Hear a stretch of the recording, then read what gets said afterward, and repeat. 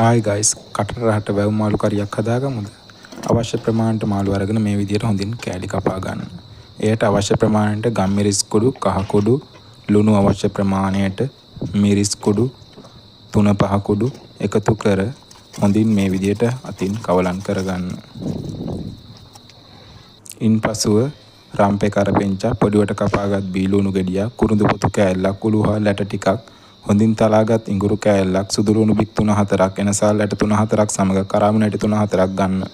ඇතිලියක් ලිපේ තියලා අපි ඒකට පොල් තෙල් එකතු කරගමු. පොල් තෙල් හොඳින් රත් වුණාට පස්සේ අපි තලාගත්ත ඉඟුරු සුදුලුණු එකට එකතු කරලා හොඳින් බැද ගන්න. කපාගත් බීලුණු ටිකත් එකතු කරලා නැවත හොඳින් බැද ගන්න. දැන් අපි මේකට එනසල් කරාමු නැටි, කුරුඳු පොතු, ක්‍රම්පේ කරපිංචා, උළුහල් ඔක්කොම එකතු කරලා නැවත හොඳින් තෙලේ බැද ගන්න. අපි දැන් මේකට නැවත එකතු කර ගන්න ඕනේ 3 මිරිස් කුඩු ටිකක් එකතු කරලා ඒකත් හොඳින් තෙලේ කර ගන්න.